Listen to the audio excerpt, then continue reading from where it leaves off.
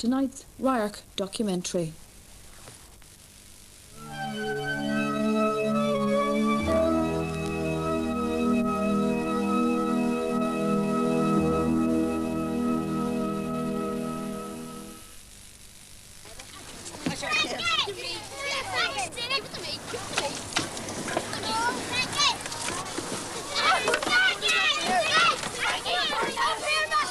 Over the past 21 years, nearly 3,000 people have died in the Northern Ireland Troubles. Popes, bishops and clergy of all denominations have begged the men of violence to stop. Yet despite all the appeals, the death and destruction continue. Within this clerical chorus, there are, however, some who say condemnation is not enough. One must tell people come out from under the paramilitary influence and tradition. One must listen to their grievances and help them get expressed. Because violence is the child of anger, and anger grows when no one listens.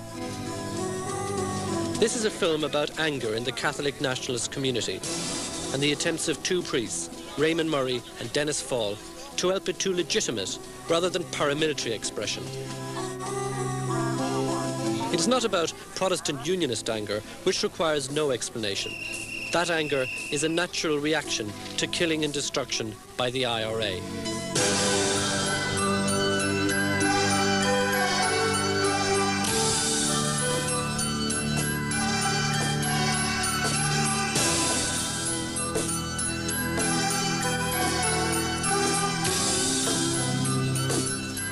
The Pope himself, of course, has a great record in human rights. He came here in 1979.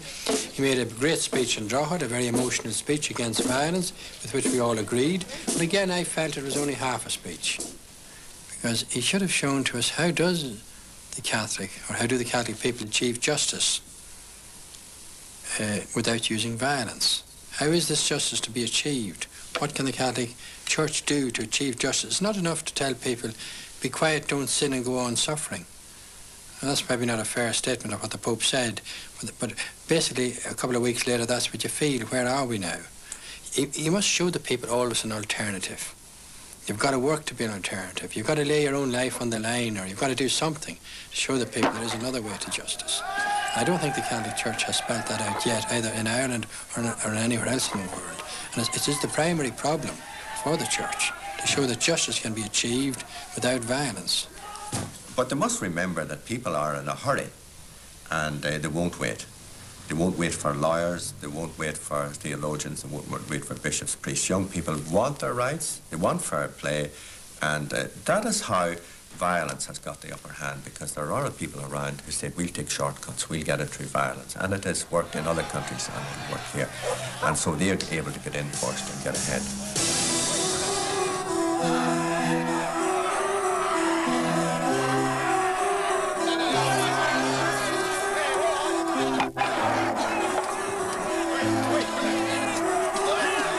Taken this serious step solely for the protection of life and the security of property.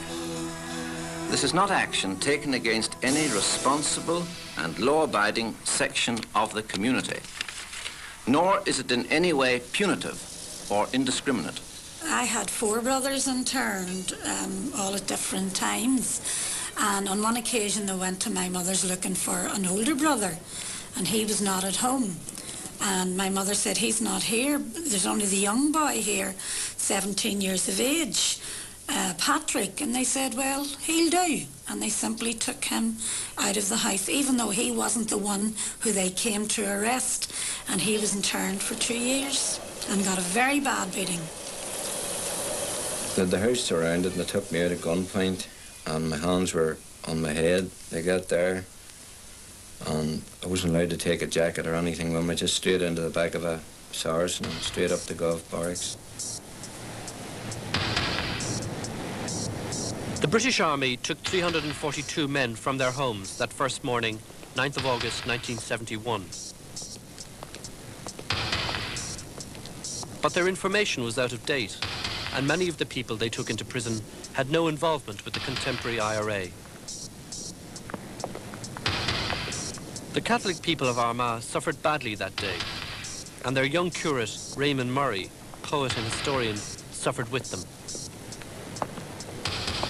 Well, I was appointed to Armagh Parish in September 1967, and in the next 2 years or so was interested in the whole affairs of the North as everybody else was, the beginning of the civil rights movement, and of course there was a big march here, civil rights march in Armagh, and was very concerned in August 1971 when 22 of our parishioners were taken for internment, including 2 men who suffered sensory deprivation. But I think a real change came about in my life in December 1971 when 130 men were brought from Crumlin Road Jail, which was overflown with what we would call political prisoners at that time, people detained under emergency laws and charged. And that was a big change for me. But then I was shocked, because when I interviewed all these newcomers, I saw that they were very severely bruised and injured. And Father Dennis Fall, a friend of mine, was already very interested in this, and he was getting me interested in it because I was a prison chaplain. So he said, Raymond, you better go in and learn and see these new men. We made the squat and, you know, sit with your legs like that there and your hands behind your back. And if your back sagged, after a period of time your back wouldn't be straight, like. You were kicked in the back or beat with a baton on the back. And we were held to get there, no sleep for 48 hours. After 2 days, having no sleep, we were allowed about an hour's sleep. Woken up with 3 to 4, maybe 5 soldiers and policemen around us, and the hood was put over my head, handcuffs behind my back, and taken away then. Tell us about that hood. What did that mean? Well, to me, it meant I was going to be shot. You were stripped of all your clothes, just an army overall, and made to stand spread eagle against the wall for hours on end. And every time that your body obviously would slide in, you know, you just couldn't. Your arms and hands would go numb. And you were beat with batons and fists and kicked and made to stand, you know, stand up straight again. Like. We were brought separately, we found out later, to particular rooms, but as we approached them, we could hear this, we all described it as a white noise. It's indescribable, but eventually over a period of days it just drove us all crazy, you know. Very, very hard to describe. There was a high-pitched noise, sensory deprivation, they call it now. Like, I didn't know what they called it then. It was just this awful noise that got right into your head, and you couldn't get it out of your head. And spread-eagled and made to stand against the wall. And any time that you slipped out of that position, you were kicked and beaten till you stood on it again, like, you know. That's just the way it was. There were guys who, especially Belfast fellas, who, whilst they had the hood over them, were taken up in a helicopter, and turned out later that they were thrown out, but it was only from a height of 4, 5, 6 feet. But they didn't know that at the time. When they brought you in to interrogate you, it was just like something you'd see in these Gestapo or SS type movies. This big light shining on you, and somebody standing behind you, pulling your hair back like that, or beating you around the back of the head, punching you on the sides, kidney punches, and asking all these sorts of questions. Your mind was so disorientated that you just couldn't even think of what they were saying or why they were saying it. Like. And at one stage they took us into another room, and they took the overall office and photographed us naked for whatever reason. I don't know what the reason was. Maybe it was some sort of a psychological thing to try to make you feel inferior or something, like, you know. And coming here on about the 8th day, they gave us a bowl of stew. It was the first.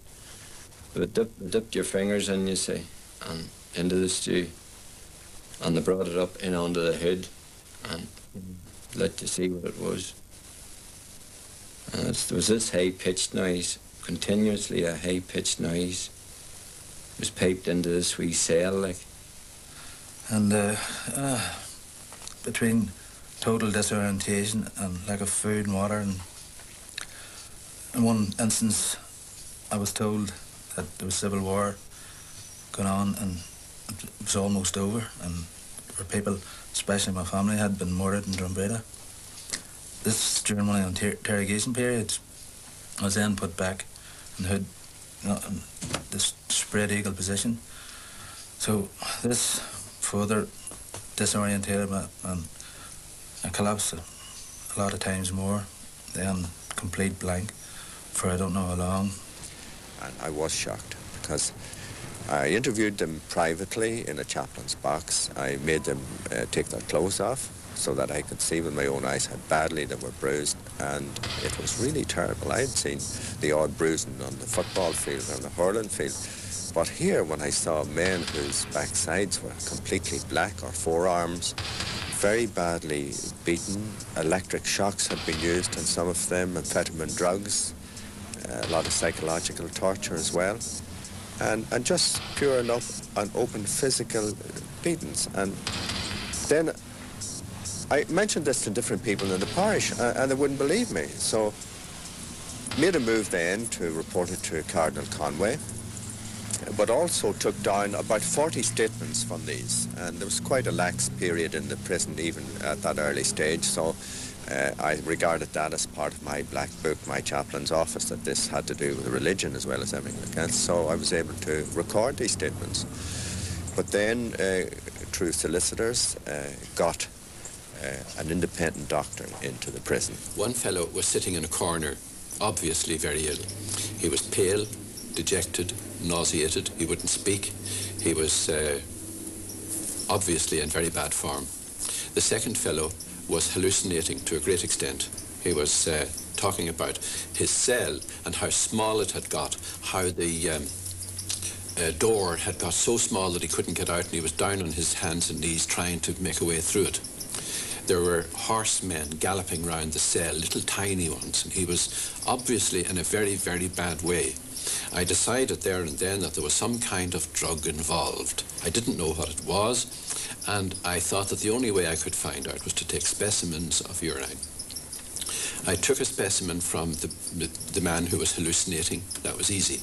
When I went to the other chap, he wasn't able to give me a specimen. I asked him when he had gone to the toilet last, and he said not since the morning. It was obvious to me then, when he just produced a tiny little drop of putty, which I couldn't do an analysis on, that he was suffering from kidney failure. We all come to the conclusion that we'd never come out of it alive. At the time, each one of us thought that there's no way that this could happen and we would let anybody know about it. It was a drug of dexedrine, mixed with either LSD or mescaline. And it was produced in Steed Air Force Base in America for use as a truth drug in Vietnam. I just don't know how I coped with it. At one stage I started saying the rosary, and it just ended up a litany of Hail Marys. Just that's all there was to it. I just thought I was going to go mad, like, you know. In the early period, you could remember some things. We could feel, each of us felt a needle or a pin scraping our foot. We found out from the British government later that this was doctors who decided we were in a physical condition to continue with this, but as I said, they didn't test this for mental condition. In later years, I wondered why a doctor would allow this to go on with. They were involved in investigations, interrogations, if you like, in depth, and they were there for several reasons. Number one, to make sure that the patient survived. Number two, if they got into trouble, to save them or to bring them up. If they went unconscious, to bring them up. If anything happened to them, they could be there to issue a death certificate. Let's be honest about it. Then I was interested, of course, in getting this stopped. I mean, that was my main interest. I wasn't getting into the political field. And that's where I suffered my second shock, because I saw immediately that the authorities not only weren't concerned about the gravity of what had been done to these men, beaten, confessions forced out of them, and then sentenced maybe on 9 or 10 charges put on them, very serious charges, and that they might go to prison for a very long time on the basis of torture statements.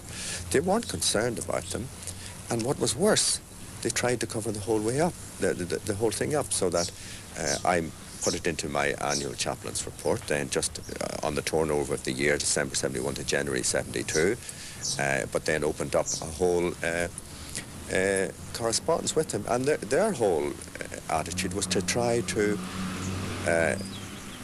put me on the spot for breaking prison rules, for taking documents out of the prison and breaking of the Secrecy Act. British Army doctors were involved in this, and we tried to stop it by contacting the British medical associations, by contacting the papers, the faculties, and we got no help whatsoever, even from the Irish Medical Association. They just didn't want to know about us. We went to the Grand Central Hotel in 23rd of August 1971, and we gave this report on the hooded treatment to the insight team of the Sunday Times. They says, will you give us an exclusive? We said yes. It didn't appear on Sunday. I remember it was a little Vietnamese girl and a fellow called Bernstein from South Africa. Those are the two we gave it to. I gave it again to another insight man in September 1971. It didn't appear. And at the end of October 1971, John Whale came to this house, accompanied by Austin Curry, a member of Parliament at the time, and we gave it to him, gave it to John Whale, and then it suddenly appeared with a great whillabaloo. But in actual fact, there was a D notice on it, and it only appeared when the British government wanted it to appear. And John Whale got a prize from the Journalists Association for this great scoop, which had already been handed out twice to the Sunday Times. The third time it appeared, he got a prize. Therefore, the British government had a D notice on it. Also, Cardinal Conway went to London at the end of August and confronted Ted Heath with the evidence of this torture. And Ted Heath said it wouldn't happen again. But in September, after the visit of Cardinal Conway, a man called Shannon from Belfast, another man called Rogers from Warren Point, were both subjected to the very same identical hooded sensory deprivation techniques. So the British government were totally insincere, telling lies, torturing, covering up the torture, putting a D notice on the press, saying that we'll wipe this thing out. The army had obviously asked for 2 months, give us internment, give us torture, we'll wipe the whole thing out in 2 months. I was a man of law and order and all that kind of thing. But then this shocked me, that people in charge of the law should violate the law. And furthermore, that when you made complaints about it, that you found out that the whole brutalisation and the violation of the law was administrative policy, and that the whole question of torture went as far as executive level to the cabinet itself, where it had got its sanction. And their theology was that the end justified the means. Now, I gave an interview to Keith Greaves of the BBC, who's now in Lebanon, I see, about the whole matter in late August 1971. They made a big laugh of that down in the BBC. I was told by a person who works there about what I said about it. And I was never allowed on the BBC again until 1976. Complete censorship. They referred to me as Camilo Torres, who's a Brazilian priest who had been fighting out there. And there was total censorship of the BBC for 5 years. And indeed, Radio Ireland were not a lot better, because I tried to report several times in September and October 1971 about the torture in the Palace Barracks, trying to contradict statements made by generals of the British Army, and I could get nowhere with Radio Ireland. Now, this lazy journalism, where they took the official handouts from the British Army and the RUC office, but wouldn't listen to any of us who were on the spot and had direct contact with the victims. In the same year that we were tortured, Dr. Sheila Kirsty was tortured in Chile, an English woman. There was such a cry and a rumpus that the British made over it, while they were torturing Irish men in Ireland. But my main thing was to get this terrible thing stopped. And since they wouldn't cooperate with that, the idea then was to publicise, thinking that the violation of human rights thrives on silence. And therefore, I went with these statements round the editorial desks of the Dublin newspapers, and they published different dossiers and things. And then Father Fall and I decided we would put things in record, and that's when we published our first major pamphlet, British Army and Special Branch, RUC brutalities. The hooded treatment was the most sophisticated torture used in Western Europe since the Gestapo. It even outdid the French in Algeria or the Greeks in Greek colonels in their own country. Yet nobody was ever charged with this. And this is where the British law has failed to impress anybody in this country. Sir Edward Compton issued a report and he said it was all right to inflict this kind of torture on people, hooded men, sensory deprivation techniques. It was all right as long as you didn't take pleasure in it. Sort of like bad thoughts, you know, which was an absolute absurdity. Then the Lord Chief Justice of England, Parker, came along and he said it was all right. Even though Sir Lord Gardner came behind him and said to assault a person was contrary to the common law and therefore it was a crime.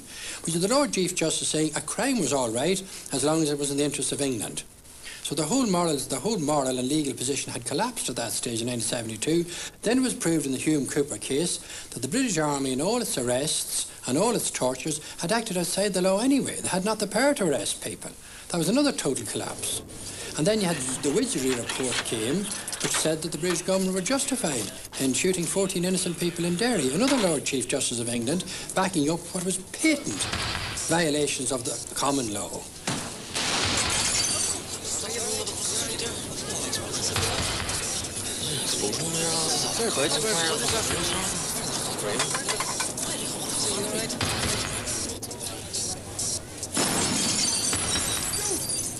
Well, failing the authorities to take seriously complaints made to them, Father Fall and I decided that the one thing that they did care about was publicity and criticism, and therefore we entered into this whole pamphlet. I thought, well, we'd bring out one pamphlet, that would be the end, but as you can see over the years they all developed.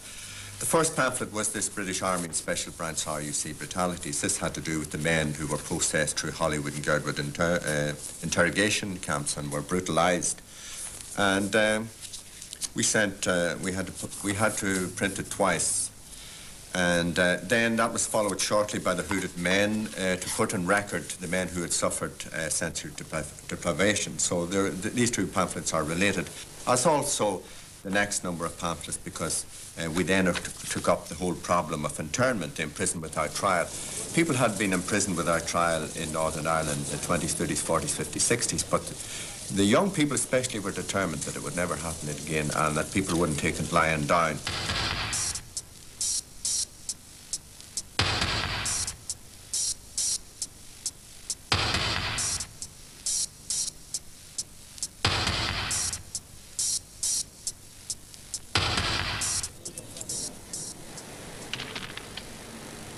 Detention without trial was to continue until the 5th of December 1975.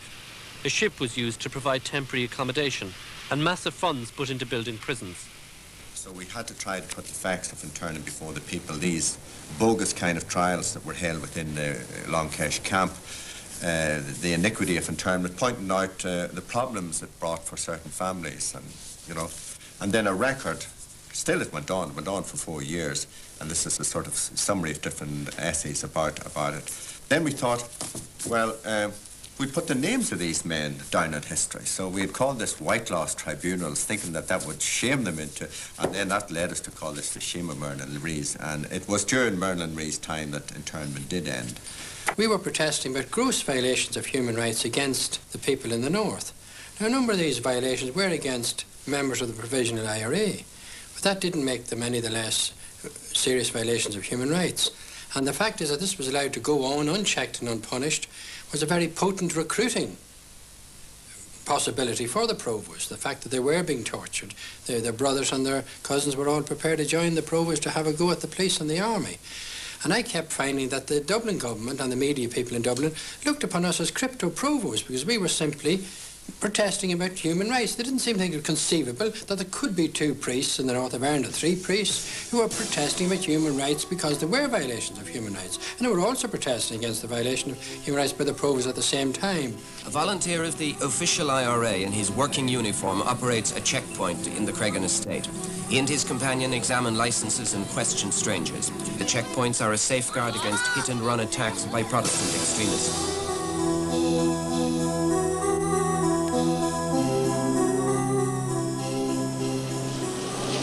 Well, the British Army didn't want to be caught fighting on two fronts. They had a big problem, of course, with the IRA, which had gone on the offensive from 71 on. And therefore they looked on the UDA and UBF as allies, and they didn't move against them. In fact, they cooperated with them, so that there were a lot of sectarian murders of these Protestant paramilitaries killing Catholics, and especially very, very innocent Catholics. And part of that was around here in Armagh. There were about 30 people killed in this area, Dungannon, Portadown, and Armagh. He had put his hand in his pocket to get the key to open the door. And the gunman shot him. And then he got him down, he shot him again. Adrian was partially deaf. He didn't go to school. He went to Jordanstown School. And he had no connection with anything. All Adrian was interested in, he belonged to the cycle club in Armagh, and he just got married. And the idea was that if there was so much terror within the Catholic community that people would reject the IRA as not being able to protect them and seek protection, and then they would be sealed off. And you had that especially running up to Operation Motorman in Derry, when you had a lot of sectarian murders before it, so that then they would have an excuse to come in and say, we are your saviours, kind of thing.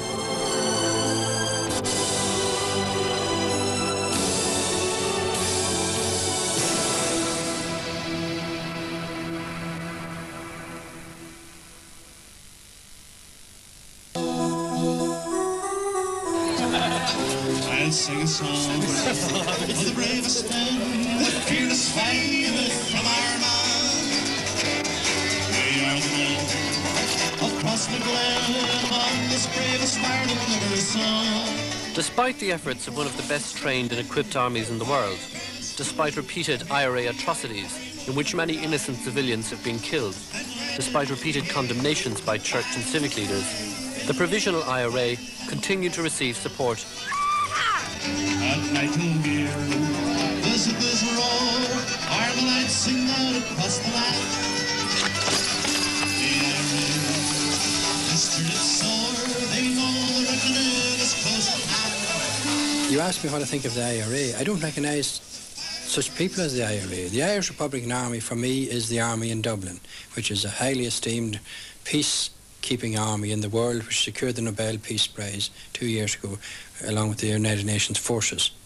They are the Irish Republican Army. There is no other army representing the Irish Republic. We have a gang here in the north, a gang, I say, of people who have decided among themselves to carry out sectarian assassinations, attacks on this one and that one and the other one who don't agree with them, who are not going to put the Brits out, in fact having the very opposite effect, who don't want the Brits to leave anyway because they're running their activities mainly on graft and on dole and what they can get from the British.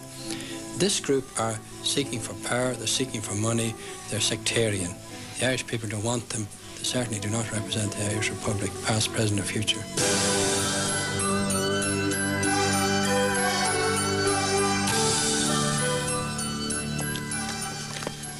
Britain has always ruled Ireland by power and by emergency laws. Britain wants to remain in Ireland for its own purpose of security, Ireland at its back kind of thing. Even in the last century, all the various efforts that were made in Ireland towards rights, towards independence, was met by great force, and especially by these emergency laws. Habeas corpus suspended in the whole of the last century, except for some years under Gladstone, right up until we had partition here, the 1921-22 period. And then the Special Powers Act, the envy of South Africa. Now we have the Emergency Provisions Act, then we have the Prevention of Terrorism Act, and last year Britain declared that this Prevention of Terrorism Act would become permanent. Emergency powers have the habit of becoming permanent here.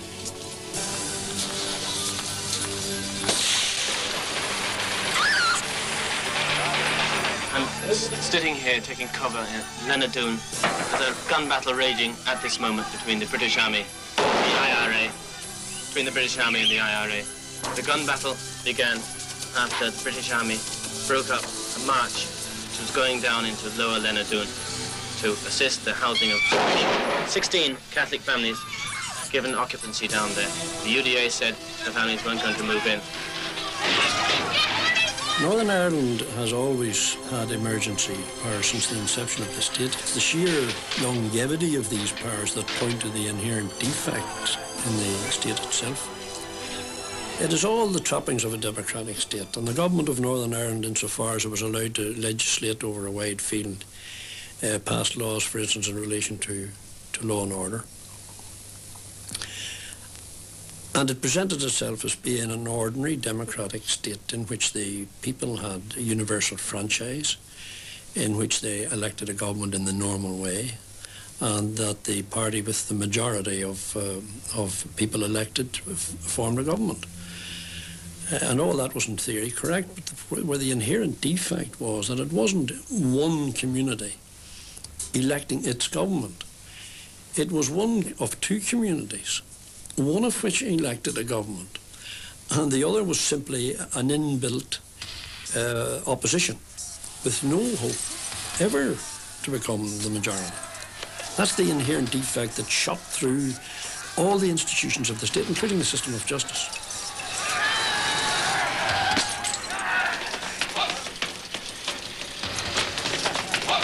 Where are your slippers? Where are your shoes? But where are your shoes? Father Dennis Fall is headmaster of St. Patrick's Academy, Dungannon. You get it tomorrow. You get your tennis ball back tomorrow, right? He has worked there since he was ordained 30 years ago.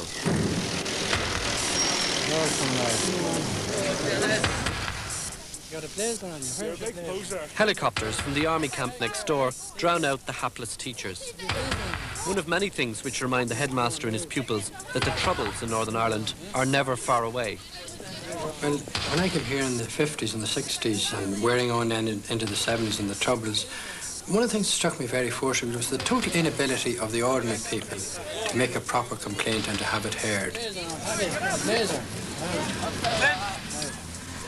There were no arrangements or systems or groups or people who were prepared to take up the cases of the ordinary poor Catholic and see them through to a finish so that they could win protection for the genuine human and civil and legal rights. We were totally lacking in that altogether, and that has still not been fully addressed yet, that particular problem.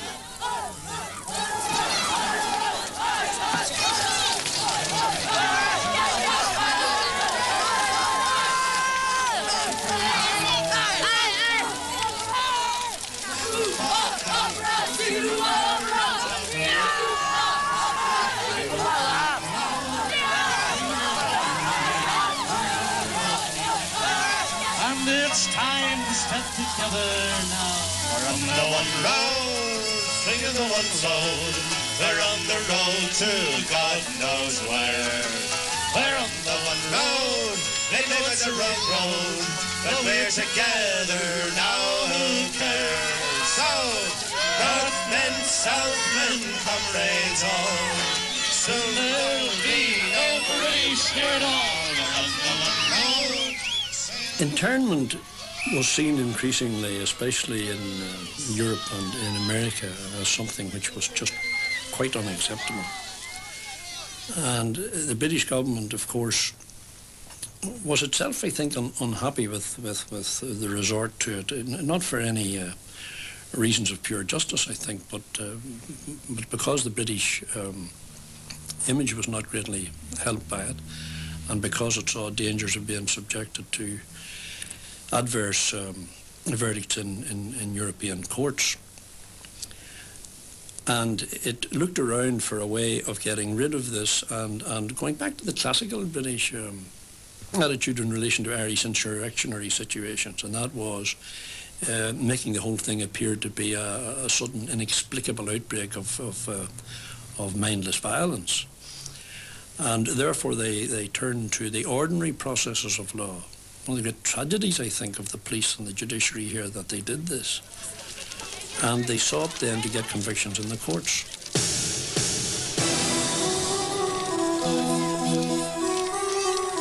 And that led us on to the whole question of the courts. Because here you had special courts which were accepting confessions of men who had been brutalised, and on the basis of these forced confessions, of torture confessions, they were sentenced. I was just turned 16 and I was arrested and taken to Stanwell Barracks, and I I had been used to being arrested, I guess, all the time, and I was scared on this occasion because they made a whole big deal about it. They raided up my home and sort of dragged me out of the house. A police detective man lifted me off the chair and the pressure points, you know, here onto the jaw repeatedly while the woman was holding my shoulders down. He told me he was going to dislocate my shoulder if I didn't talk to him and sign something. On the morning of the 12th of August, at about 20 minutes to 1, my son Brian and another young lad, both 20 years of age, were stopped at a police roadblock on the Old Park Road. A rifle was discovered in the back of the car. They were taken to Castlereagh Holding Centre. They were detained there for 7 days. Well, they were questioning me about things that have happened in the Bogside and Derry area, which I had no, you know, I never had a notion about it.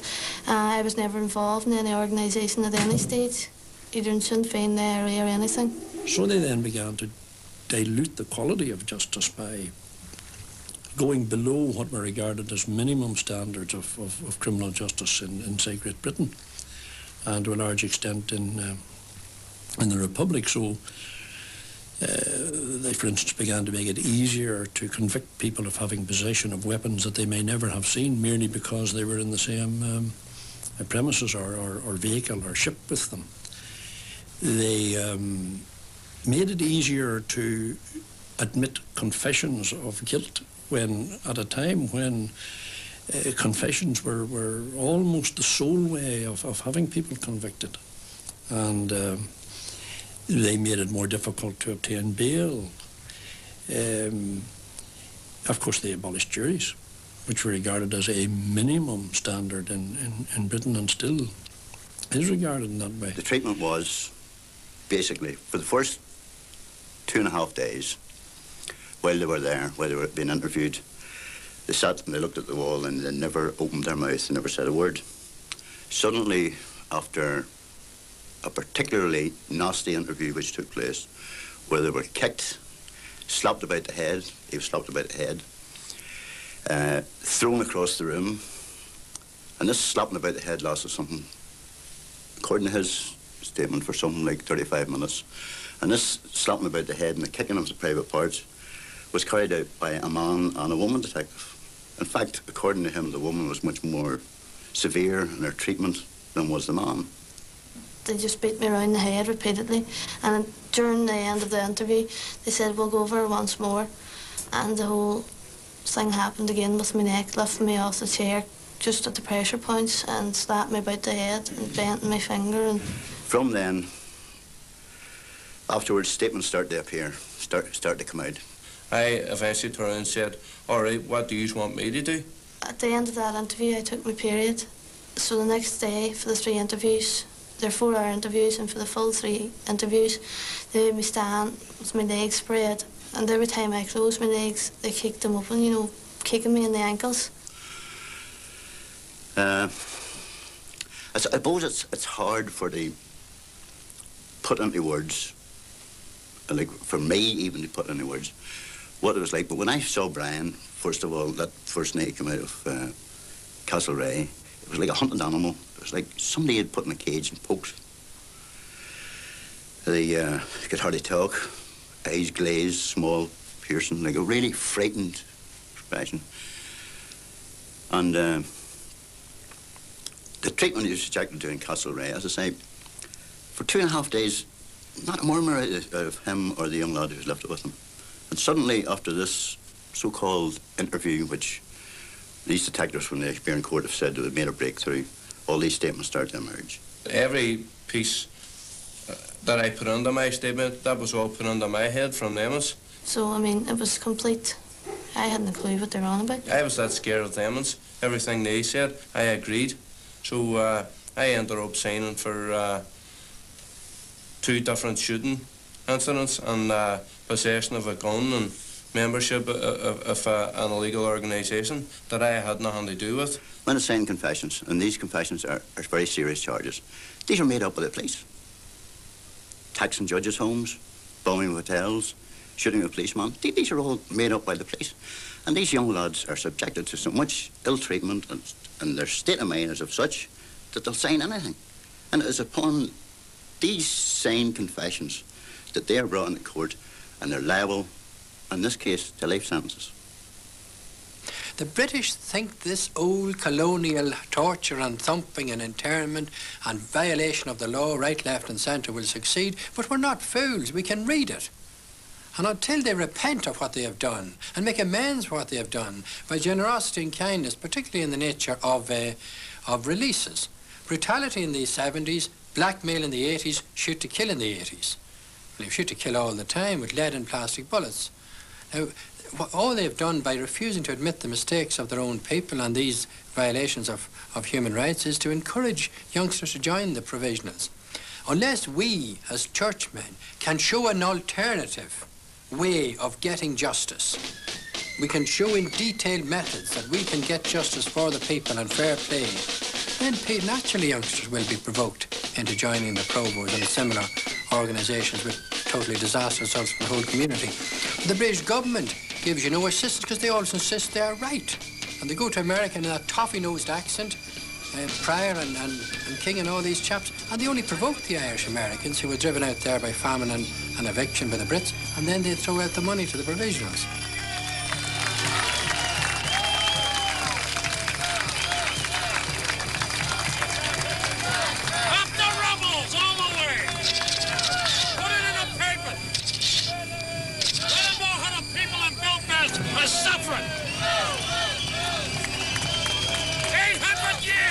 Persecution! For what?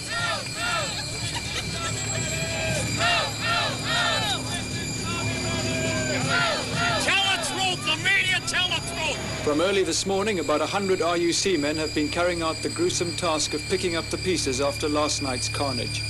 6 of the soldiers died in the first explosion when a bomb in a lorry loaded with straw was detonated by remote control as they drove past.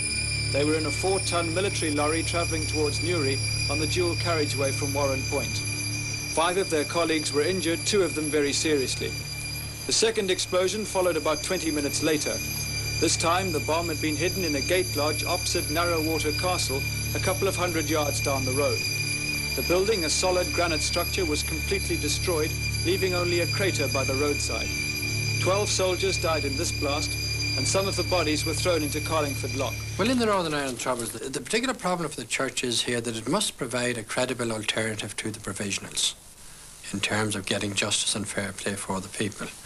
The political system is a no-go system. Therefore, the church has to use its influence in other ways, particularly in terms of publicity, particularly in terms of preaching and teaching against violence, but against violence from all sides. It must be always made clear that the church is against violence from all sides. It's not just condemning the violence of the Provisional IRA or the INLA or the UVS. It must also condemn the violence of the British Army, the tortures which took place in the 70s, and the consequences of those tortures, which is the large number of young people who are in prison, many of whom I know to be innocent, many of whom never committed any crime or were tortured into confessing to crimes of which they were not guilty, even though they may have been guilty of other crimes. I feel very better, you know. The best years of my life were taken away from me. And like, my case isn't as serious as some other people's. There are people who are in prison now and people who have been released in recent years who have maybe served more longer sentences for things that they didn't do. And there's still the same sort of thing going on in interrogation centres where there's people who are being interrogated and confessions are being beaten out of them, and they're ending up in prison for things that they didn't do. The bishops here in the north spoke from time to time, but it was always a balancing act. And there were many issues when there was no call to do the balancing act, where people, poor fringe people in the ghettos were suffering terrible, and there was no call, you know, they should have been visited, and they should have been succoured in every kind of way.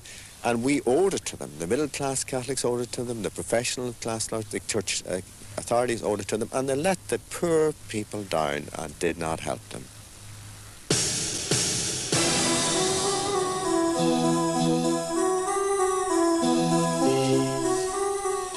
The European Human Rights Convention was designed in part as a way of trying to prevent a repetition of the horrors of Nazi Germany. The 18 states which have signed the convention agree to answer allegations of misbehavior within their own borders and to allow the Human Rights Commission to investigate such complaints. This is a bit forward from the concept of the wholly insular nation-state, and it allowed Ireland to prosecute Britain before this international tribunal, where a generation ago the only response, backed doubtless by a gunboat, would have been mind your own business. It's a worldwide thing, torture, like, you know, it's sanctioned at most levels in most governments, and it's about time it has stopped. It was hard to understand how they couldn't find it as torture. I mean, to me it was pure torture. Someone telling you that your family's dead and immediately putting you back with a hood over your head, with your hands spread eagled, which you probably have been doing for a couple of days with no food, no water.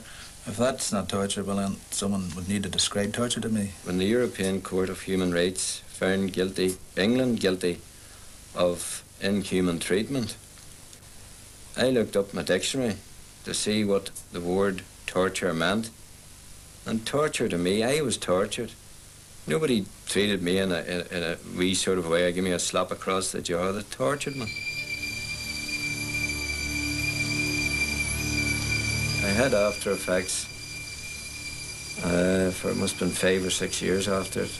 I used to waking up at night and the sweat would be just pouring down me. My whole body would be soaked in a cold sweat. I'd be dreaming that I was walking down the streets of Armagh and this policeman would come out with his hood. And whenever he would look at me, he was just a grotesque sort of a face, and he would just put the hood over my head, and as that I would just spring up on the bed. You know, and all this whole sweat would be running down my whole body, like, you know. I had a lot of a nervous sort of thing, like, you know. One of the 12, a friend of mine, John McKenna, when he was lifted on internment morning, he had black hair, and a fortnight later in Crumlin Road Jail, he had completely white hair. He had lost the power of his fingers and both hands. From there up, he had no feeling whatsoever there, and he died a short time after he was released. And this pattern has continued on down to our own age. We have had the Castlereagh business. You had Amnesty International's report on that, the European Commission on Human Rights. No policeman has ever been put in jail for torture. Though I have made over 2,000 complaints, public complaints against them. 2 reports of Amnesty International, a case to the European Commission of Human Rights, which continued to the European Court of Human Rights, which found cruel, inhuman and degrading treatment. And then you have all the shoot to kill things which happened right up to the present one at Gibraltar and the recent one in County Tyrone. Only one soldier ever went to jail, Private Thane, and he was released after 26 months, proving thereby that the British have no respect for the law where it affects themselves. And this is the root of the problem, that the ordinary citizen here cannot get his legal and civil rights.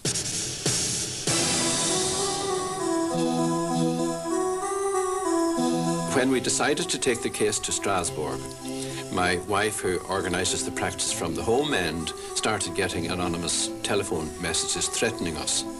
And we got anonymous letters warning us not to do this and not to do that.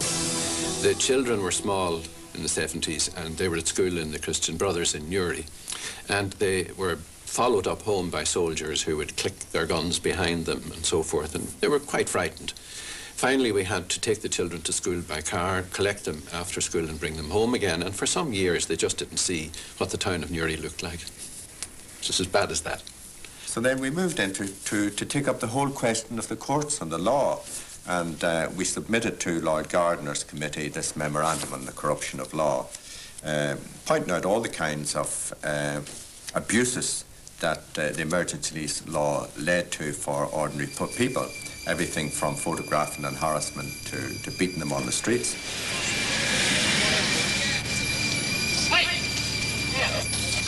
If I was out walking the street, the police or the army stopped me and was questioned about where I've been, where I'm going to, who I'm along with, and maybe if something happened in the town previous day or two beforehand, they would say, were you involved in that job, Grania?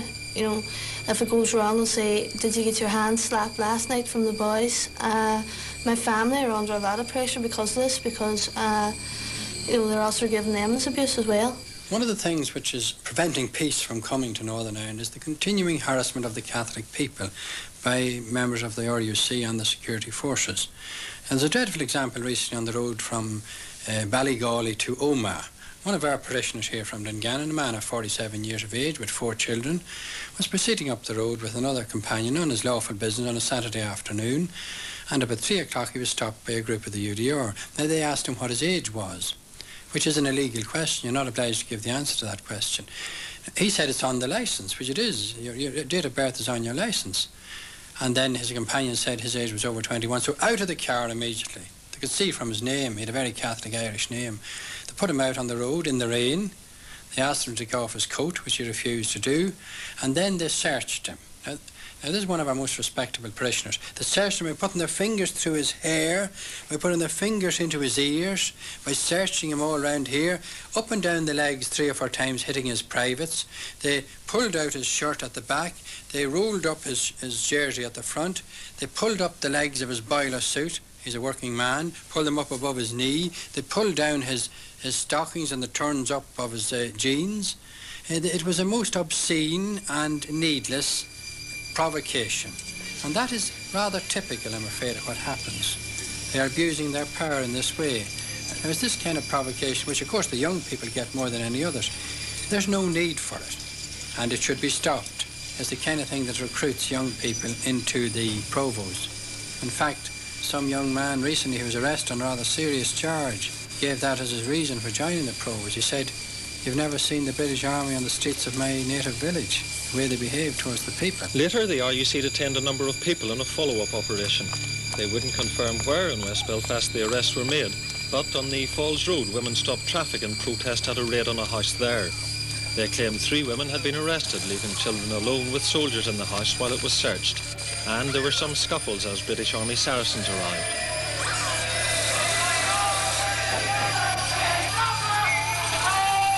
Well, it didn't do me any good. It just leaves you in a state of... Now, at the start, the raids didn't do me. It didn't annoy me. Probably I was younger then. I was more fit for it before all the trouble started. But now, you really do go to pieces whenever they come in. My memories of growing up in the Bogside have always been police, beating people up. And, I mean, where I live, there's quite a lot of riots, or was, and I can remember a man getting dragged down Seaman Street over broken bottles, just by the hair, just dragged down over all the bottles and stones and through in the back of jeep. And, I mean, people getting beatings in the street in front of everybody. It doesn't, some people just walk by as if it's not happening because it happens so often. People just getting battered, by the police. Do you remember a time when there were no troubles? No. I don't.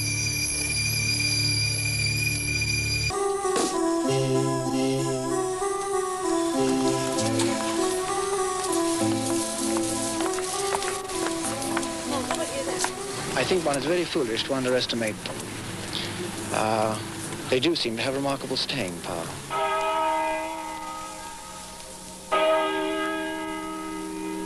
By killing the provos, the British are not going to beat them, because when they kill the provos, they become martyrs, and there are these immense funerals which act as recruiting stations for them. By putting them in jail, they're not going to beat them, because that ties in the families of the prisoners to the IRA in terms of votes and safe houses and further recruitment of members of the families. And neither will they beat them if the IRA themselves succeed on their operations. Then they get paid by Gaddafi or they get paid by the Irish Americans. Therefore, no matter what happens on an operation, the IRA are going to win. The only way to beat the IRA is to be kind and just to the Catholic people, take them away from the provos. The Catholic people will tell them to stop, will tell them they're fed up, throw the guns out on the streets, will betray them, and that'll be the end of them. The people in the nationalist areas, nobody wants peace more than them. But it has to be peace with justice. And to have justice, you have to have a police force that you can look to and respect. That's not the case. Sadly, I'm sorry to say it's not the case. And then that brought us into this whole question, what about public law and order? Who are the people in charge of it? You had a major problem there. The police force were mainly Protestant and that sort of thing. And there was this problem, how could a man become an RUC man and at the same time remain a good Irish man? And they haven't solved that problem yet. Well, the RUC has a historical problem in Northern Ireland because it was first set up at a time when the state was being founded in a great deal of turmoil and with a great deal of opposition, of course. It was founded as an armed force, as a force with an allegiance to the Crown of England. When the Northern Ireland government was set up, it began to be perceived indeed as something even more narrow than that, and that is as an armed force with an allegiance to the Unionist government of that time. And insofar as the nationalist population was at odds with the Unionist government, it became at odds with the Royal Ulster Constabulary. It was very difficult to deal with the police over the years, particularly from the start of the Troubles in Northern Ireland. You couldn't deal with them. You were afraid to speak to them even. Well, of course, in '76, they set up this A squad, supposed allegedly detectives. And I challenged the Chief Constable Newman about this immediately, and I said, after the Rafferty incident in November '76, I said, sure, it's obvious to everyone, these men weren't brought in because of their brain, they were brought in because of their brawn. And that proved the point. They interrogated Rafferty, and when they could get nothing out of him by questioning, they resorted to violence. And these are the upholders of the law, started to the law breaking. And when that happens then in society and police, the faith that you would have in the police automatically diminishes totally. Ulsterisation came about in the middle 70s here in the north, and nationalists would regard it as the greatest injustice that happened here since partition, because Britain decided to back the Unionists and so armed, if you like, to put it bluntly, the Protestants here. And that is that falls into this whole atmosphere of dominance of Catholics and nationalists by Protestants, whereas we would look forward to a community police force, and when there would be two police forces, maybe at a level of paramilitary force and at a level of civilian force. But that wasn't done, that kind of thing. At the arrest, when they were arrested, apparently they offered no resistance to the arrest. They were taken out with a car, they were thrown down the ground, they were kicked, they were stood on, they were dragged by the hair across the street. They were actually threatened. One policeman threatened them. He suggested to them that he would give them 10 seconds to see how far they get down the road. And they actually threatened them with summary execution. And luckily enough, there happened to be some people walking down the road, and I believe if those people had not been walking down the road, that we would have had another shoot-to-kill policy. We wouldn't have a court case anyway.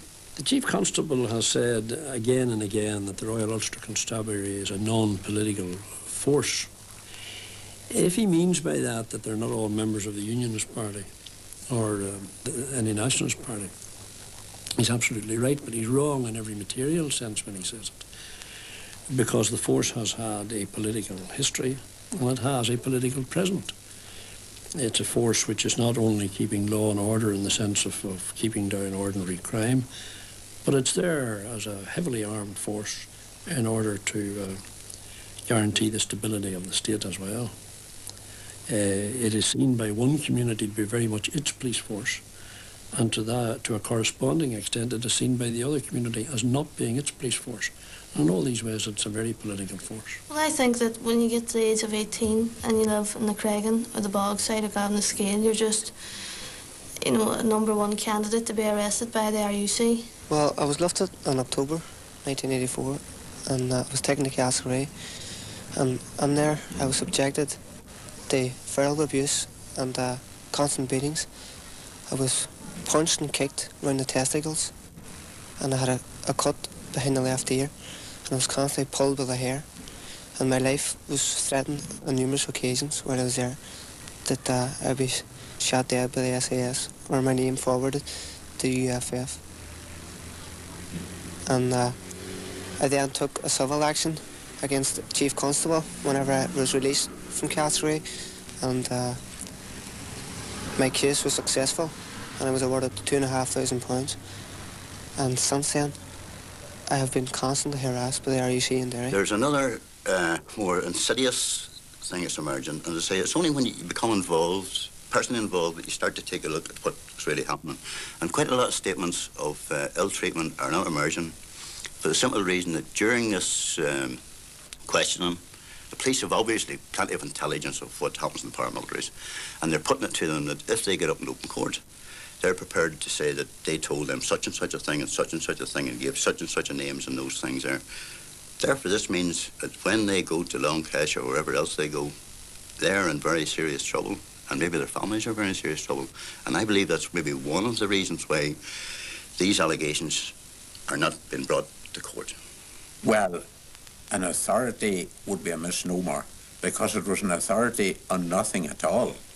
Not because of the fact that it couldn't have been, but because of the membership of the authority.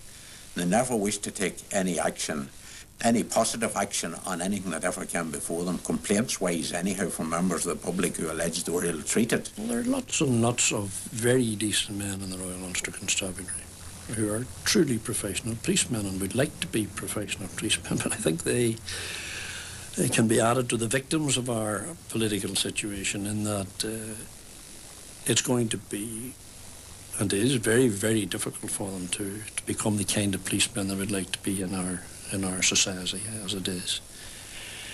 And unfortunately, the force also contains a tough element of men whose true allegiance is not really to policing or to some immutable idea of justice, but to look after their own community, as they see it. And that element is still causing considerable difficulty in its attitude to the nationalist population in various areas.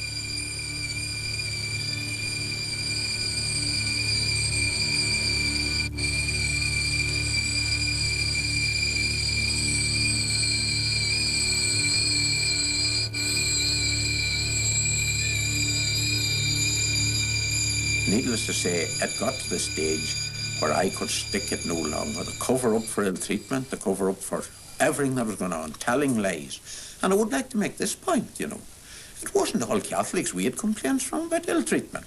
There were very, very many working class Protestants that we had complaints to look into about ill treatment. So, like, I wasn't one-sided. I was fighting for the poor people of this country, because there were no rich people ever came in front of me. I saw them and know their names. There were none of them rich people. They were all poor working class people who had complaints against the police for ill treatment.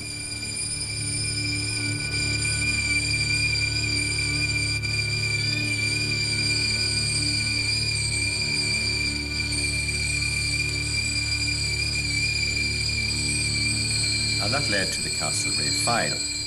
We think that was a very important one because it was republished in the United States and spread all over the United States.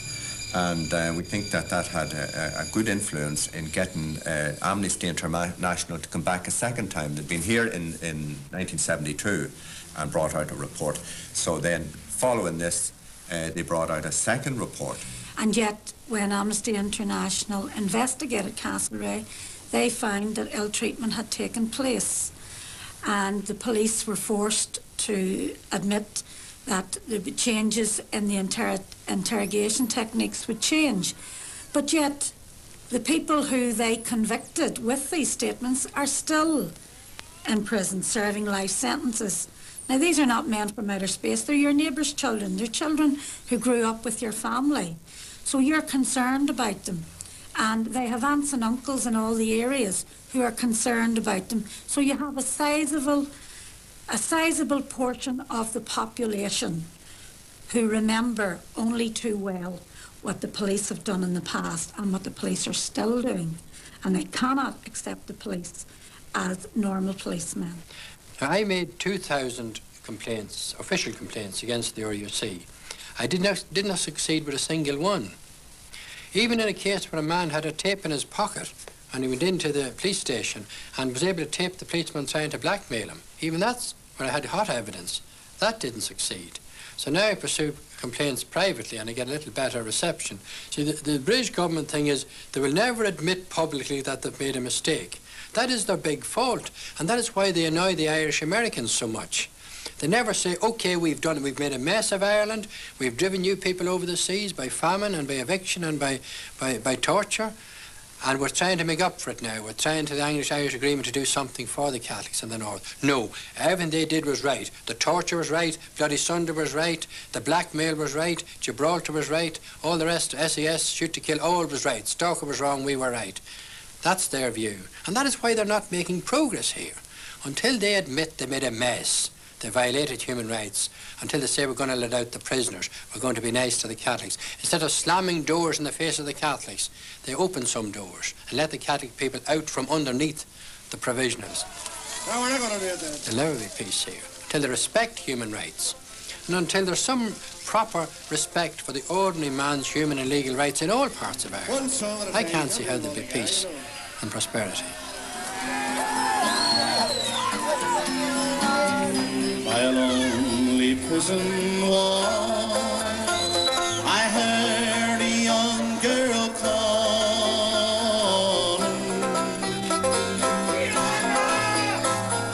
Michael, they have taken you away. For you stole Trevelyan's corn, that our young might see the morn. Now a prison ship lies waiting in the bay. Let's hear you sing. Low lie the fields in Gotham Rye, where once we watched the small fevers fly. Our love was down the way. We had dreams and songs to sing. Lost only round the fields of Athenry.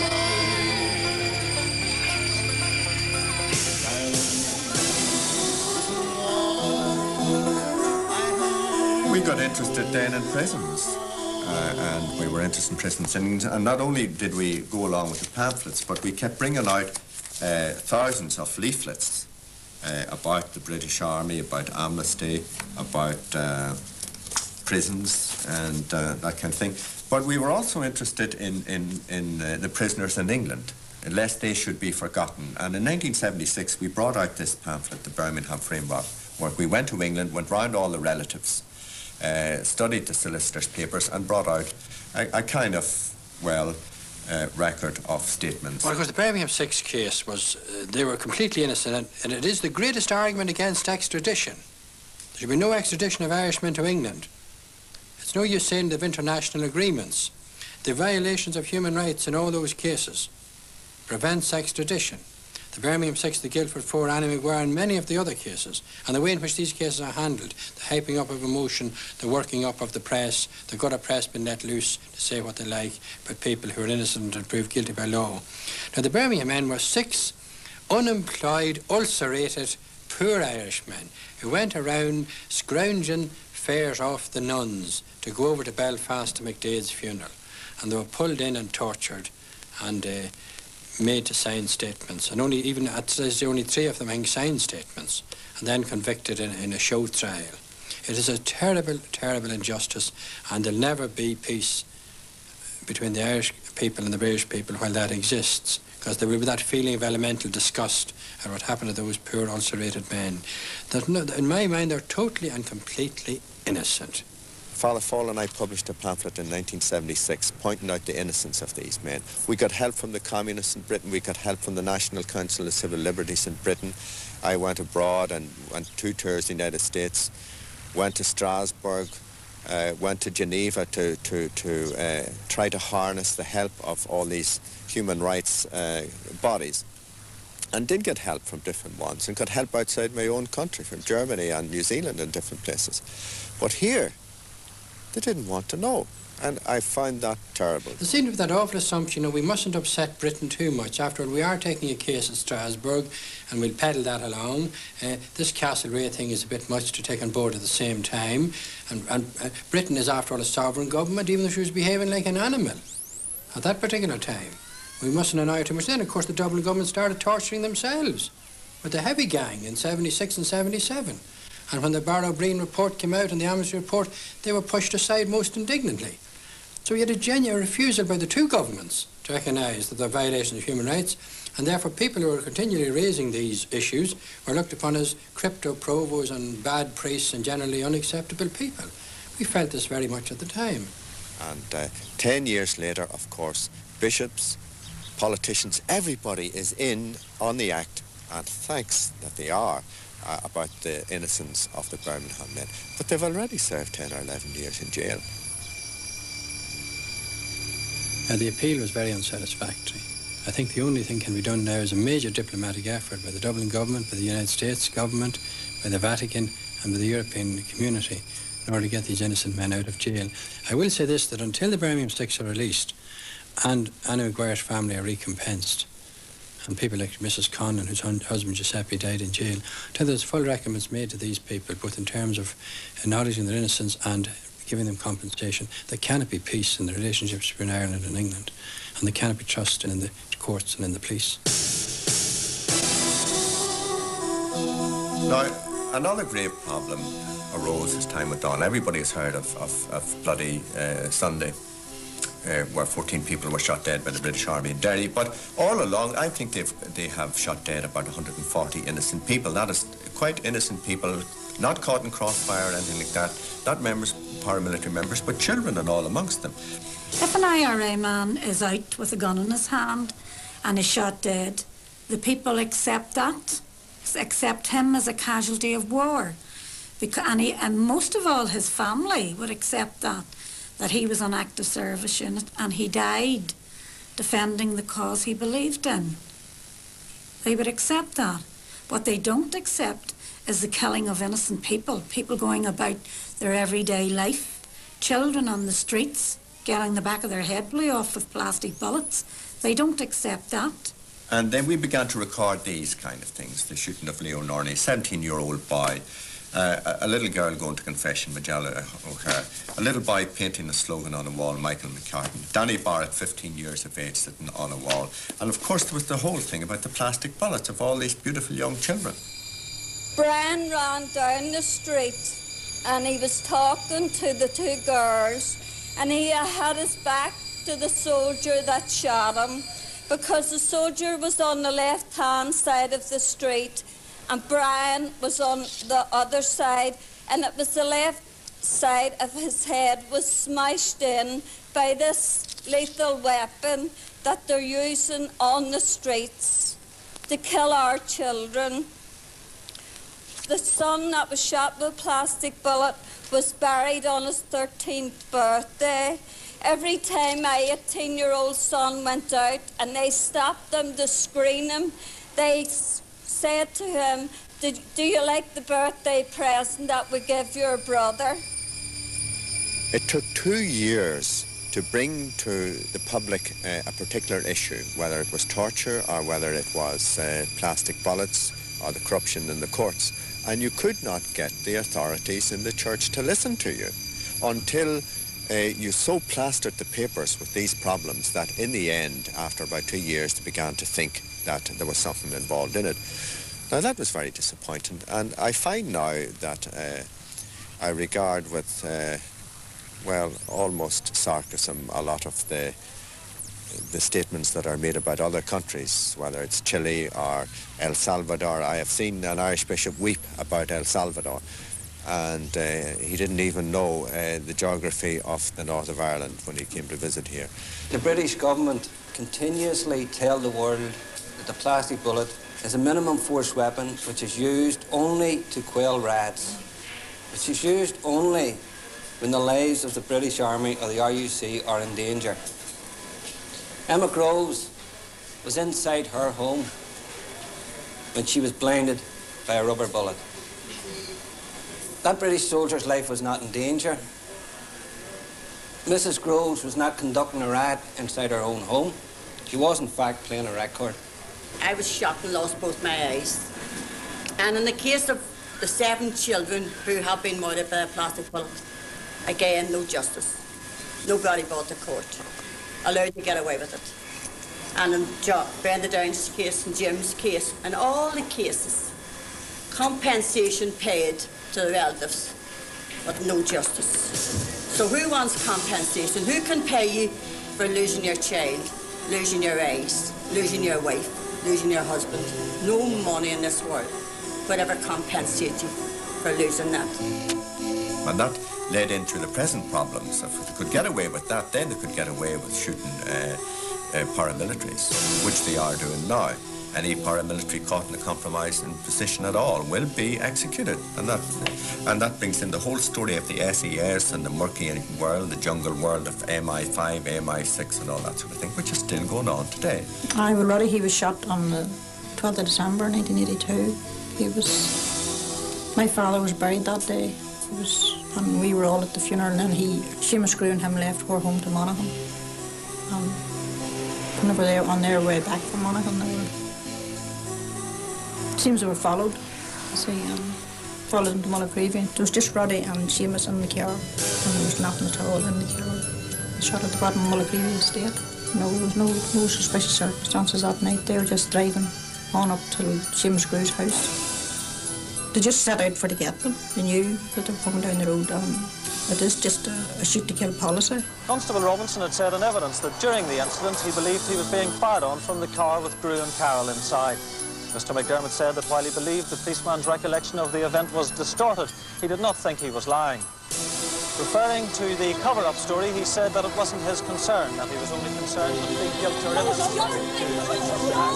It's a show! They love it! Give them another one of these activities! They're not right! They're not right! But there isn't justice. Well, that's all. I give everybody justice, but I'm very sad that there isn't justice. And this is what the law is all about. If the forces of law can arrest people, they should, because if they don't, and they shoot people dead, then we're in a jungle. And everyone then would be looking for a gun. That's what law is all about. If the forces of law, who are supposed to uphold the law, break the law, then there is no law. A big problem, and we think that theologians were asleep during this whole period because no theologians really came along to actually analyse and preach and become theologians of the moment about this whole problem of the sacredness of human life and so many killings, 2,600 killings or so. And I've heard it said lately that theology is an analysis of the past, and maybe it is, but it's a pity that we wouldn't have theologians who would jump in at present situations and preach about it and get in there and bring up to date what theology is. Is there a just war or what?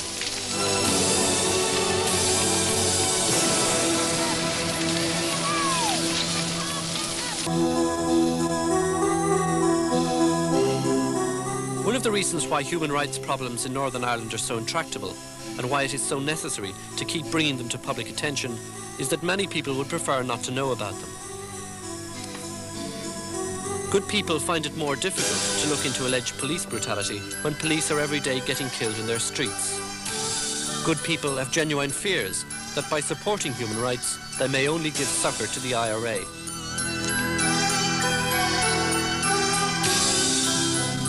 The British government doesn't want anything with Northern Ireland. Should only send people. Will you take the secretaries of state, for instance, that they've appointed recently? Don't only send them over here because they were bad boys and didn't support the right-wing Tories in England. Take Jim Pryor. Jim Pryor was sent here was the same as sending the Tall Martyrs to Australia, and Tom King is no better. He fell out of grace in the Tories' eyes. And they didn't want to sack them because they were influential people and moneyed people, so they just sent them over here for their sins. And that's the category or the priority in which the Tories hold Northern Ireland.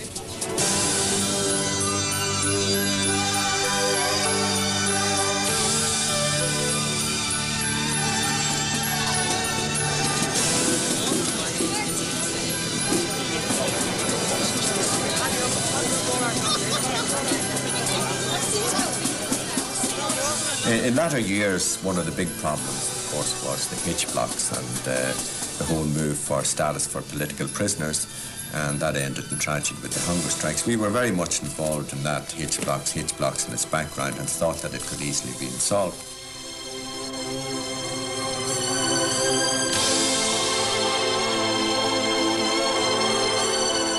The bitterest struggle between the IRA and the British government took place not on the streets, but in the prisons. In the early days of the Troubles, Republican prisoners were treated much like prisoners of war and were allowed to wear their own clothes. This privilege was revoked in 1976, when Republican and Loyalist prisoners were classified as common criminals. Some Republican prisoners refused to wear any clothes rather than wear prison uniform. Cells were daubed with excrement. 10 men died on hunger strike. The Provisional IRA believe that there's a war situation here, and therefore they have been seeking over the years that their prisoners be accepted as prisoners of war. And in a sense, they won a kind of recognition of that in the special category prison situation. But then the British did away with that and criminalised the prisoners, which led to the hunger strikes and the deaths. So that, in a sense, the British tried to have it both ways. They wanted to be regarded emotionally and media-wise as a war situation when they ambush people or execute people in a shoot-to-kill policy. But then if they're challenged by the provosts themselves, and strangely enough, the provosts do not make such a kick-up about the British ambushing them, because they say, okay, there you are, it's a war. We said it was a war. Now you accept it as a war. It's other people who shout about the violations of human rights, you see. So the British try to have it both ways, that it's a war situation, therefore they can shoot people in ambush. But then when they're challenged to pushed on the point, they say there aren't any prisoners of war here, that it's all breaking the law, and it's all murder, and it's criminality, and these will be put in jail for life or whatever. And faced now with the failure of their discredited cause, the men of violence have chosen in recent months to play what may well be their last card. They've turned their violence against themselves through the prison hunger strike to death. It would seem that dead hunger strikers who have extinguished their own lives are of more use to the Provisional IRA than living members. Such is their cold, calculated cynicism.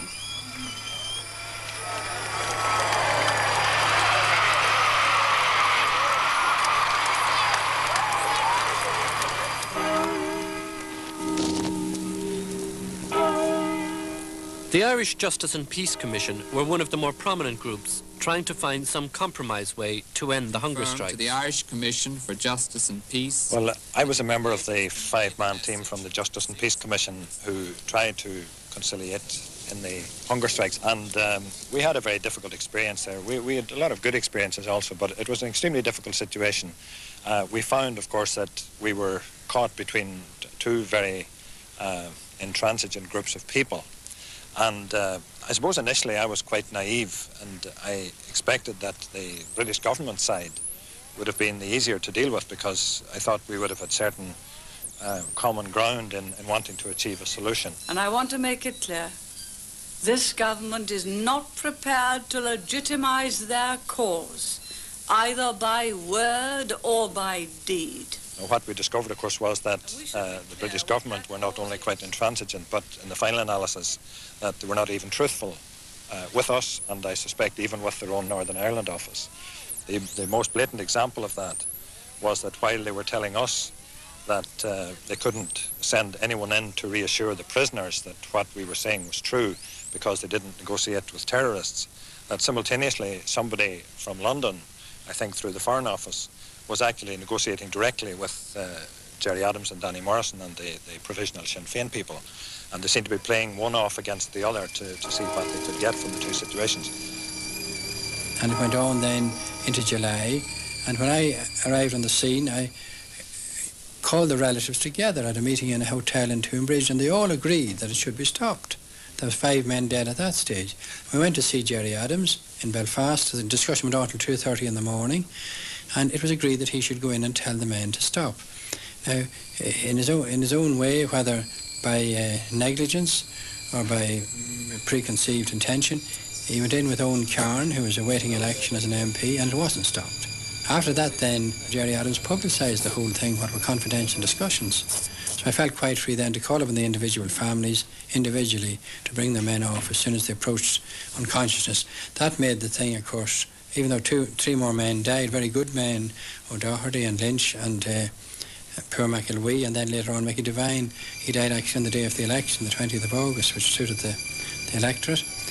That meant 10 men had died, but no more men died because we called them all off. Well, of course, I get a lot of vilification. The Provos made a big statement in their paper, in the press, about the 29th of September, saying that I was a hypocrite and a two-timer and a devious person, all of which were probably true, because the only way to deal with the Provos and deal with the Brits in this constituency is to be two-faced and devious and a hypocrite, because that's exactly what they are. You've got to beat them at their own game, so they can like it or lump it. But anyway, the hunger strike ended, and there was wonderful relief among the people. And I said to Mr. Pryor at the time, I said, now start releasing prisoners, and you'll have peace in 6 months. But of course, the British didn't do that. We've learned nothing as regards the Irish problem and the Irish people. I have been amazed over the years, you know, of the blundering of the British government. For instance, I would say prior to the hunger strike, while the Republican movement, you know, had great sympathy and support after the deaths of the 10 hunger strikers, I could say, I'm sure with all honesty, that the kids from the Catholic areas were queuing up to join the IRA. And this is repeated every time someone is shot dead by the army or the police. After John Downes was shot, you know, kids were even talking in the street. They were saying, I'm going to join the IRA, look what they did to John Downes. It never ceases to amaze me, the blunders that the British government make time and time again. And then, when the hunger strikes were over, we had a little committee, a Help the Prisoners Committee, of which the Cardinal was a member, and we went to see Lord Gowrie, and our whole theme was, now that all this is over, let's return. There has to be discipline in prisons, of course, but let's return to a softer line. There are sick prisoners, there are old prisoners, there are people who don't believe in violence anymore, and take a softer line, which will contrast and show generosity and charity, which will contrast against this terrible period of brutality that there was in the prisons. And we thought, we met Lord Gowrie and some of the civil servants. And then what happened? A few weeks later in Armagh Jail, where I was chaplain, they started this system of strip searching.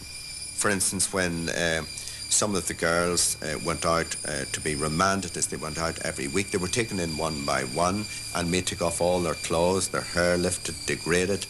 And this was a terrible suffering. They didn't know what was happening because this never had happened before.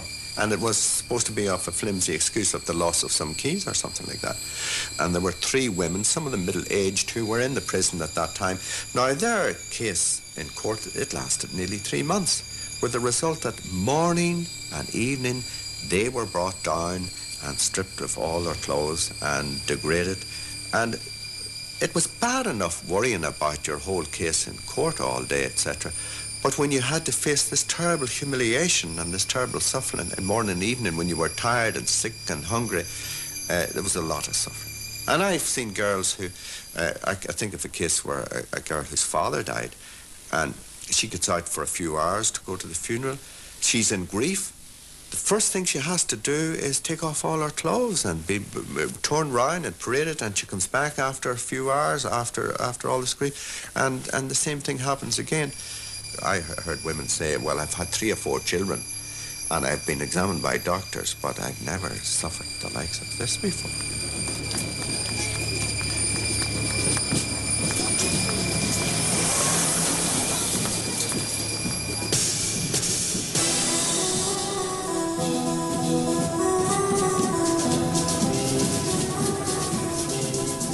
A phalanx of men slowly move forward across an imaginary line.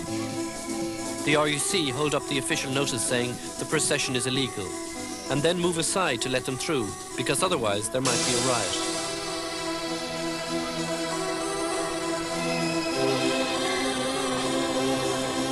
It's a ritual played out every year in August to mark the introduction of internment.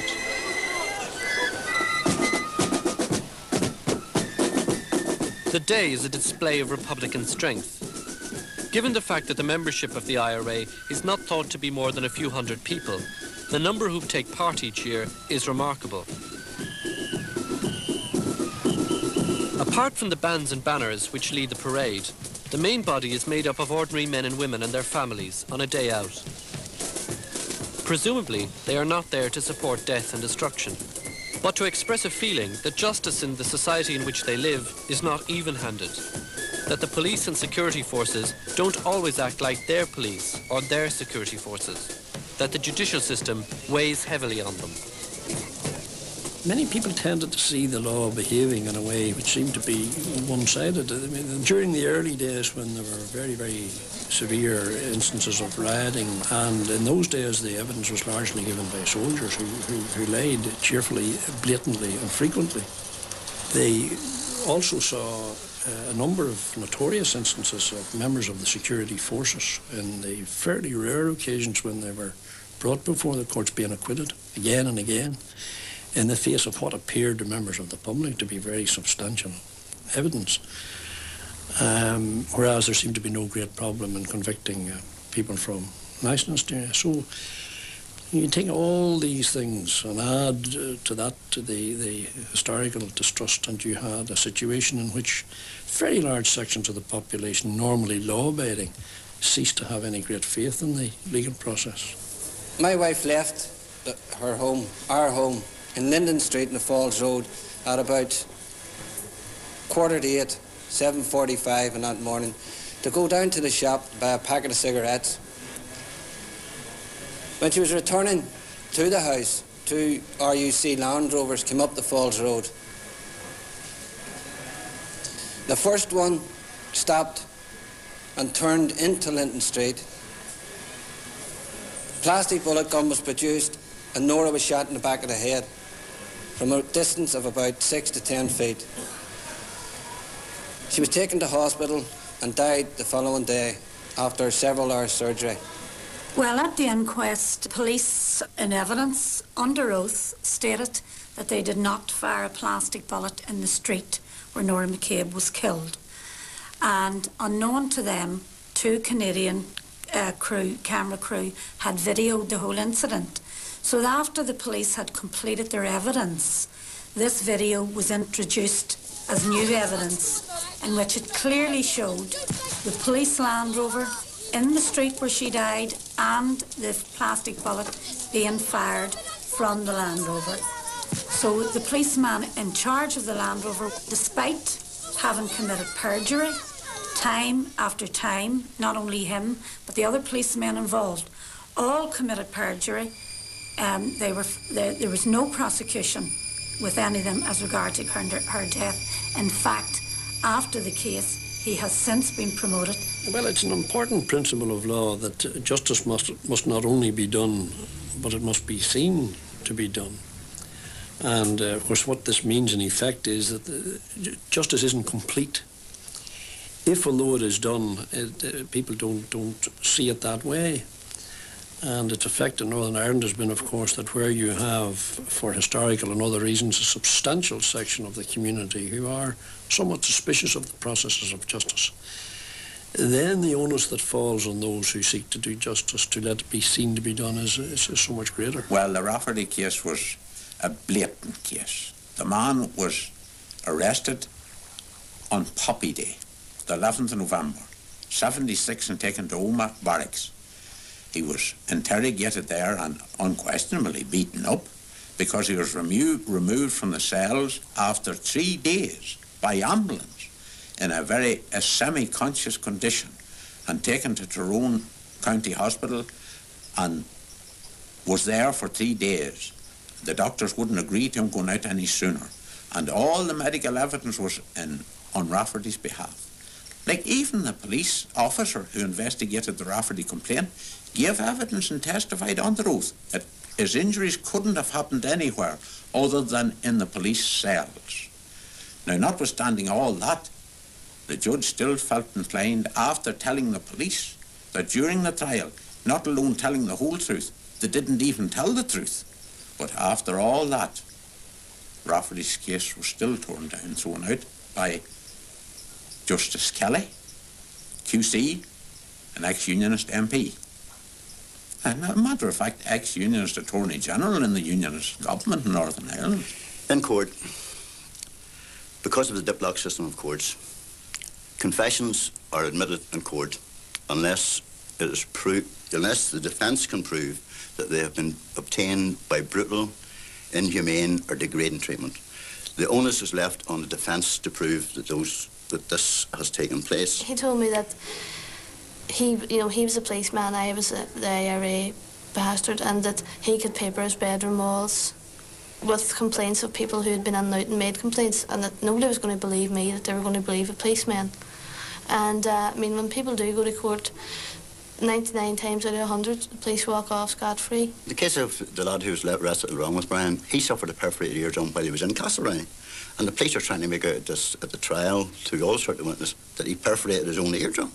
So this is really what you're up against. I mean, I find that sort of bad, you know, I mean, because people are getting really, really just battered in there. You know, there's people being worse than me, and their case has been thrown out of court. You know, the judge just, no, they don't believe anybody.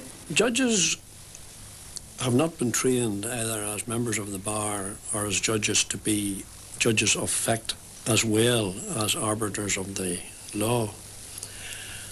And where judges have been left to deal with evidence which would normally be excluded from a jury, and as trained lawyers excluded from their own minds, at the same time be a judge of sometimes complex facts, are left in a dilemma when they are asked to do that, and not just occasionally, but again and again and again for a period of years. It is suggested that they become what is called case hardened, in the way that magistrates frequently do, because they never had juries. And this case hardening is one of the significant problems about the diplock courts. Lord Lowry said he was ignoring Gilmore's evidence, not because he was an informer, but because he believed him a man entirely unworthy of belief. An informer, he said, could command acceptance as a witness of truth. And they devised this method. Let's get some of these people whom we bring in, offer them inducements, blackmail or threats, get them to go Queen's Evid against fellow paramilitaries, etc. And that was the whole period of the Supergrass system, which, even worse than the ill treatment, corrupted the courts here, because you had even people who had committed murder coming along and various concoctions against other people, maybe 30, 40 people, and on the basis of this kind of thing, of their evidence in court, people have been sent down. Now, and it really corrupted the courts, because although these people were rehearsed by the special branch, inevitably in the cross-questioning they made a lot of mistakes and they looked like fools. And at the same time, despite that, you had judges accepting the word of these criminals, some of them who had committed murder themselves, and then sentencing people to long terms of imprisonment on the basis of the words of the Supergrass. And it created a whole sense of fear and division within the community as well. But especially its main damage was that it called the courts into disrepute, and especially the judges who accepted it. So it was really one of the worst mistakes the British made, was the corruption of the courts by the Supergrasses.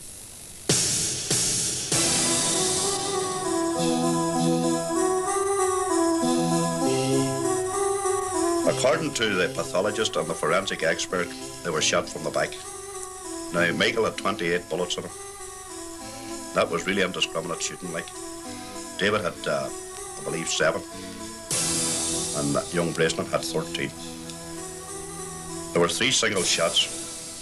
They said no, that there weren't 3 single shots, but people in the area have heard the 3 single shots. Michael had a shot that went straight up his nose, so therefore he must have been lying on his back when this shot was to him.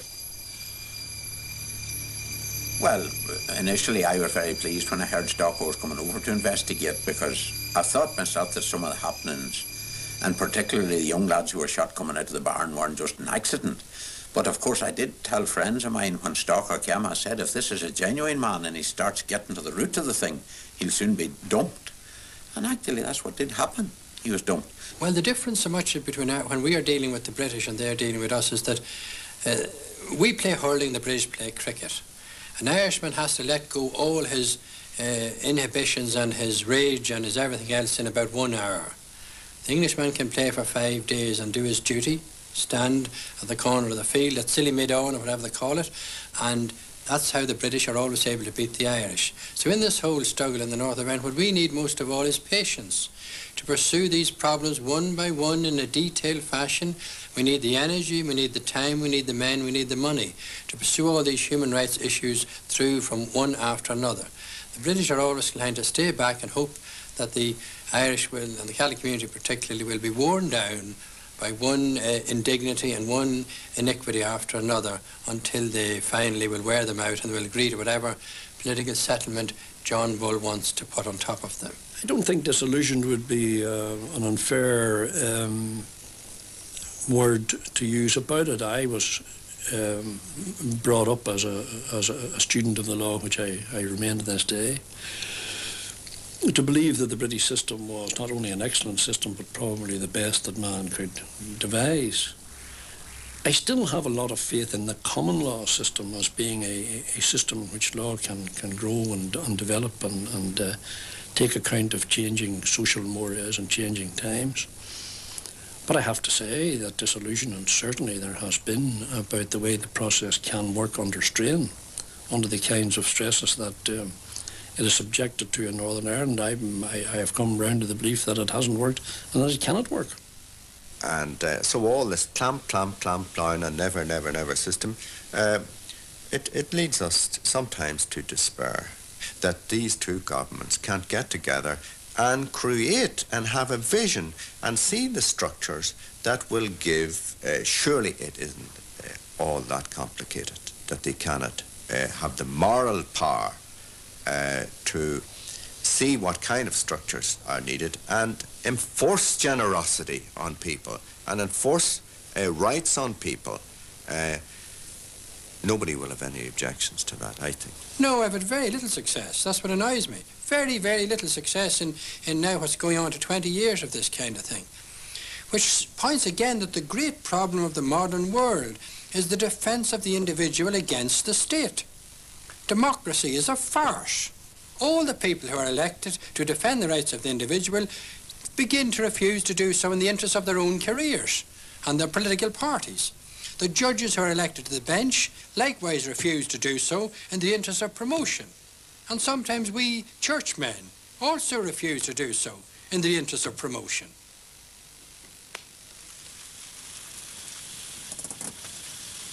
Raymond Murray and Dennis Fall are two very different people, driven together by a passion for justice. After 20 years of fighting a lonely battle, often misjudged or misunderstood, they might be forgiven for getting tired. But violence and injustices of one kind or another continue, and so they remain engaged.